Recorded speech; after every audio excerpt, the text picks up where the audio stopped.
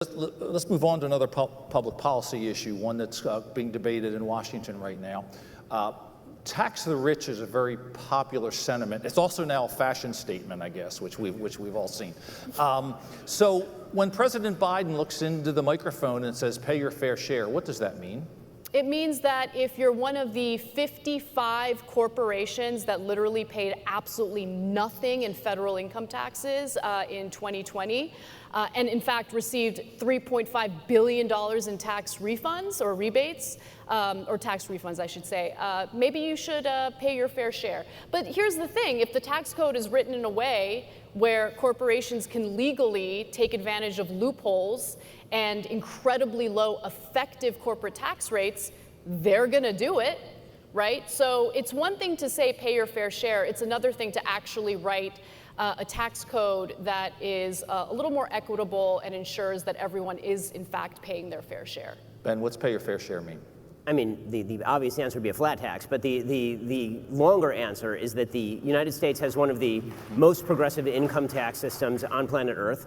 Most of the systems in, for example, Northern Europe are far less progressive. The top tax rate kicks in a lot lower on the income scale because you have to pay for the large-scale social services.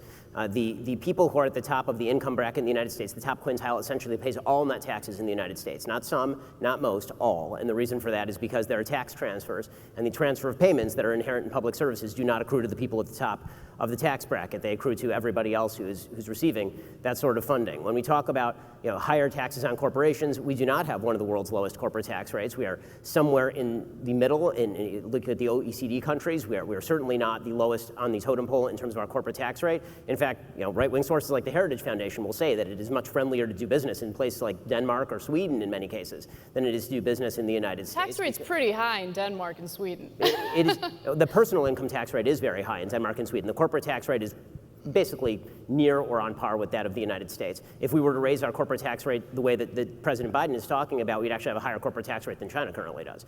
The notion that corporations ought to be paying tax at all, in my view, is mistaken, given the fact that the income is immediately either reinvested in the company or passed on to people who immediately pay all of that tax. By the time you actually receive your income in this country, the income's been taxed about 7 different ways. Right? You're getting taxed through the corporation, then it's passed on to you as salary, which is taxed. If you invest it in the stock market and then you sell your stock, that is taxed as capital gains tax. When you die, the government taxes that as well. So how many times can you tax the same dollar before people begin to disinvest?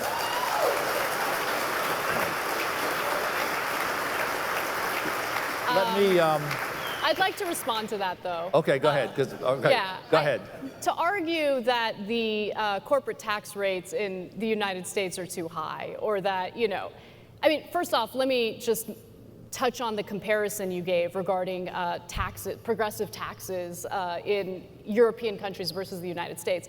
I mean, yes, the taxes might be higher in those European countries, but what do people living in those countries get in return? They get incredible childcare. I mean, listen, the average American family, 2-income household, spends a whopping 22% of their household income on childcare alone, right? So when you're talking about European countries that offer quality childcare, that, by the way, that opens up the opportunity for people to go to work, something that we should maybe think about as we're dealing with this labor shortage. 64,000 women left the job force in April alone.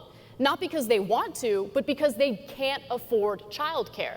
Everything in this country is privatized. Everything has a for-profit model. And there's consequences that come along with that, including for the business community that might want, a more robust social safety net program, or social safety net to ensure that people feel comfortable enough to go to work, but we don't have that here. So yes, people might pay more in taxes, including those lower on the income scale, but what they get in return is far greater than what people in this country have been getting. The United States has spent, since the beginning of the war on poverty, some $22 trillion in the war on poverty. We spend an awful lot on social services in this country on a per capita level. In fact, it is very much on par with what the European countries spend. It's just not spent particularly well. When it comes to things like childcare, a very young Elizabeth Warren, before she became Senator Elizabeth Warren, specifically wrote about universal childcare, and she said that it actually was contributing to what she called the 2-income trap in a book that she wrote in the early 2000s. And what she talked about is the fact that there are a lot of women who, for example, may not want to work, and what you're actually doing is incentivizing people to have to go to work because you are now providing childcare, as opposed to providing a competitive advantage to, for example, families where one parent is working. I agree with you, by the way, that childcare is a very difficult issue. I also agree that this is why we used to have, for example, family structures that were conducive to allowing people to help out. There are many businesses that do provide for some form of childcare. We certainly have many businesses that provide for some form of maternity or paternity leave. The European countries, which obviously have been used as a model by a lot of folks on the left, between 1970 and 1993, they experienced exorbitantly low rates of growth. And the reason for that was because they radically overburdened their social safety net systems. It created enormous social problems. It created enormous immigration problems. They had to scale a lot of those back. And why would it create immigration problems? It created immigration problems because a lot of people were coming specifically for the benefits. Yeah. Okay. Well, yes, that would be to my point, which is it creates more problems very often than it's sure, I guess that's a. Yes, if I put a free donut sign in my shop, people will come for the donut. No, but if you have a robust, if you have a society that actually takes care of its workers, right? If you have a society that makes your life a lot easier, people are going to want to immigrate. It's part of the reason why people wanted to come here. People are going to want to live in countries that have both economic opportunity, but also social safety net programs that, again, just make your, we talk about freedom. If you look at the World Freedom Index, okay, we like to think of the United States as the freest country. We're not the freest country. You look at that list, we're like pretty low down compared to a lot of these Nordic countries. Denmark is top of that list.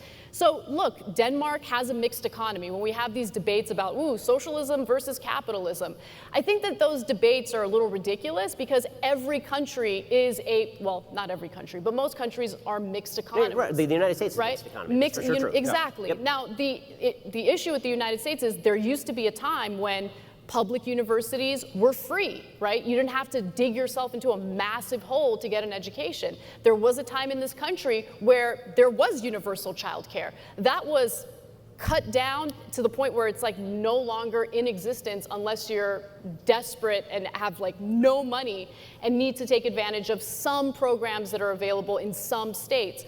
But my point is, like, we have an issue here where on one hand, we're experiencing a labor shortage. We want people to go back to work. On the other hand, people literally can't afford the childcare necessary in order to put their kids in a daycare, put their kids in childcare, and be able to go to work without their entire paycheck. The Biden bill removes many work requirements for many of the payments that are being made to people, and it's incentivizing people not to go back to work, which is why we have 10 million open jobs in the United States and people not coming back to work. That is not what that bill does. In fact, that's not what that bill. Let me move on. Are you talking about the $3.5 trillion reconciliation bill? I am talking about the $3.5 trillion bill. The $3.5 trillion reconciliation bill offers universal pre-K, which opens up the opportunity for mothers to go to work if they want to go to work. The $3.5 trillion bill, by the way, has all sorts of subsidies for corporations, which I don't really understand why the business community isn't salivating over that, because rather than just going full force with public programs, which I think would be the right way to go, it's offering all sorts of subsidies in these, public-private partnerships. Now, the physical infrastructure bill has a lot more corporate giveaways, which is why the, business community absolutely loves it, offers the chance to privatize public infrastructure, which is why the business community absolutely loves it. But at the end of the day, if we don't create a society where Americans can actually have families and go to work, then we're going to be in a lot of trouble. So to go back to your immigration